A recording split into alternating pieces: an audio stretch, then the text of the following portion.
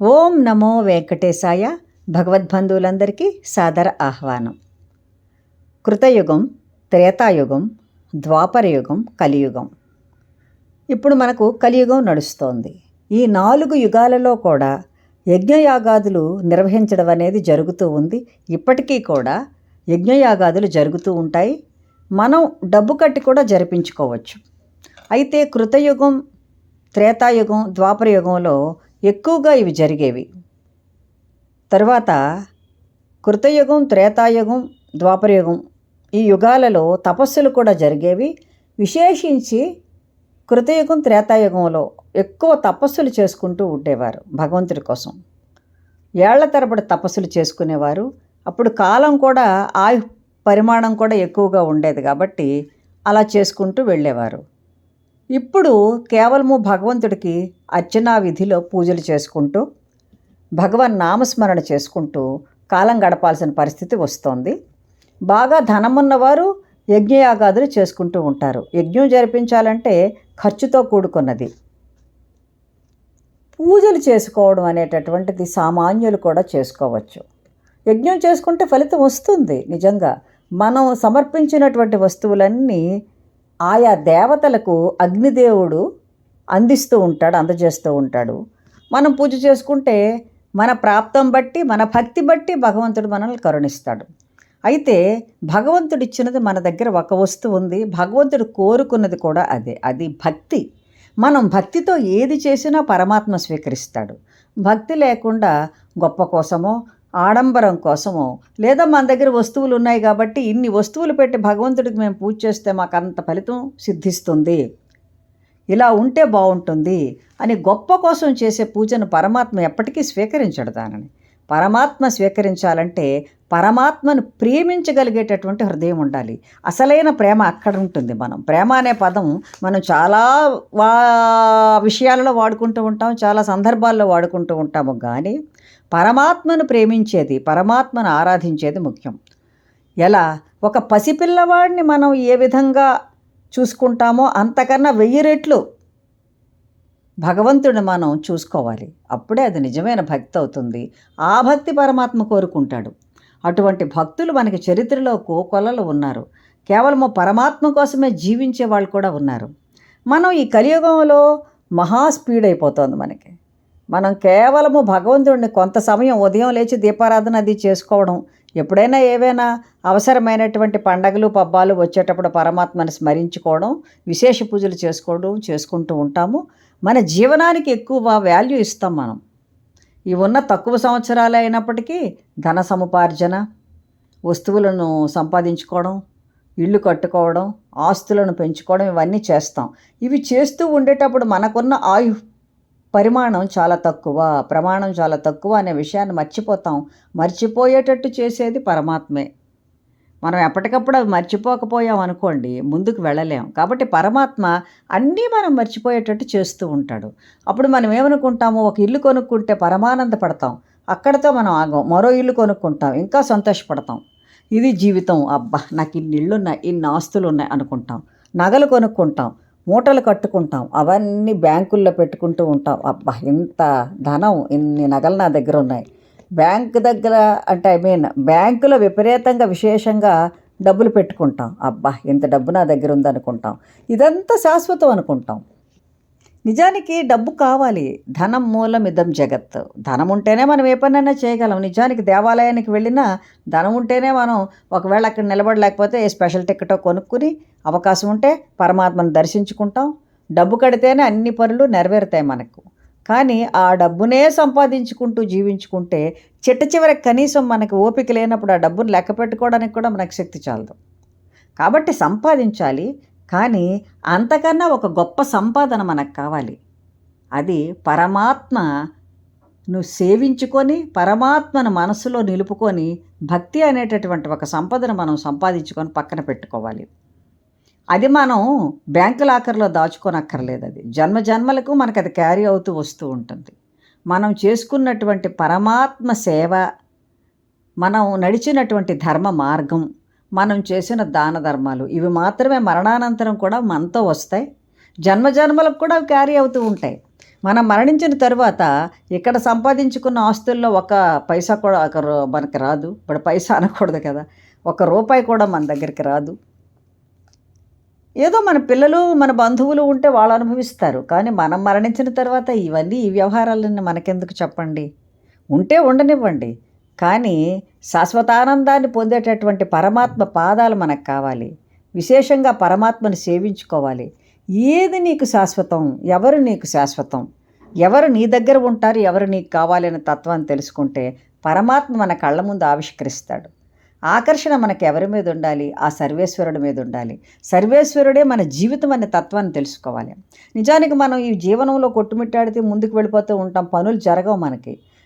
పనులు జరగనప్పుడు కూడా మనం పరమాత్మ మీద భారం వేసామనుకోండి, ఆయన చూసుకుంటాడు. కానీ మనం వెయ్యకుండా ఈ పని అవుతుందో లేదో అనేటటువంటి ఒక శంకలో మనం ఒక భ్రాంతిలో తిరుగుతూ ఉంటాం. అప్పుడు పరమాత్మ కూడా అనుకుంటాడు, నా మీద నమ్మకం లేని వాడి కోసం ఎందుకు అంత త్వరగా పనులు చేయాలి.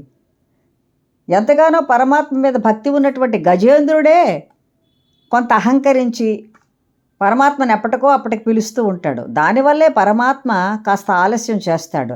అంతేగాని చిట్ట చివరకు గజేంద్రుడు పిలిచిన ఆఖరి ఆర్తితో పిలిచిన పిలుపు వరకు పరమాత్మకు తెలియకుండా ఏం ఉండదు. అప్పటికి అక్కడ అతని భక్తి పరిపక్వమైంది కాబట్టి అయిన వెంటనే ఒక్క క్షణం కూడా పరమాత్మ ఆగలేదు. వెంటనే వచ్చేశాడు. ఒక సెకండ్ కూడా ఆగలేదనే మనం చెప్పచ్చు. వెంటనే వచ్చేశాడు. అప్పుడు భక్తుడు ఆర్తితో పిలిచాడు పరమాత్మని.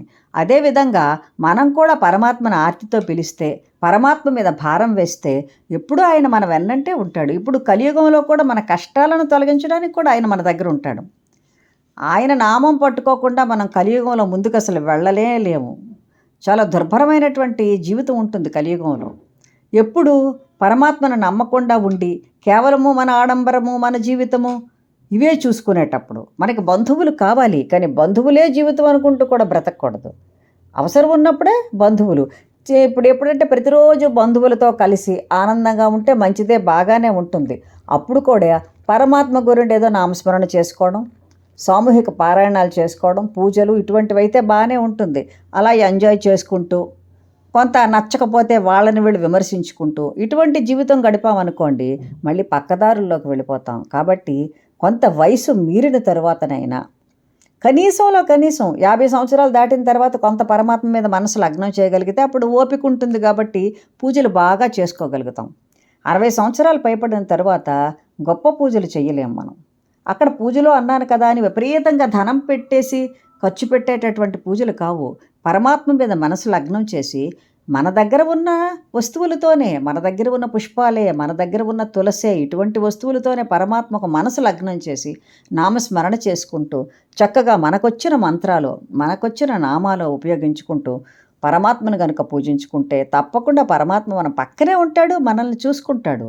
అంతేగాని ఆడంబరంగా నా దగ్గర ఇన్ని పువ్వులు ఉంటేనే నేను పూజ చేసుకుంటాను, లేకపోతే నైవేద్యం లేకుండా నేను అసలు దీపారాధన కూడా చేయలేనండి, ఇటువంటి మాటలను మనం పక్కన పెట్టేయాలి. పరమాత్మ ఎన్ని అవకాశాలు మనకిచ్చాడో చూడండి. పత్రం, పుష్పం, ఫలం, తోయం.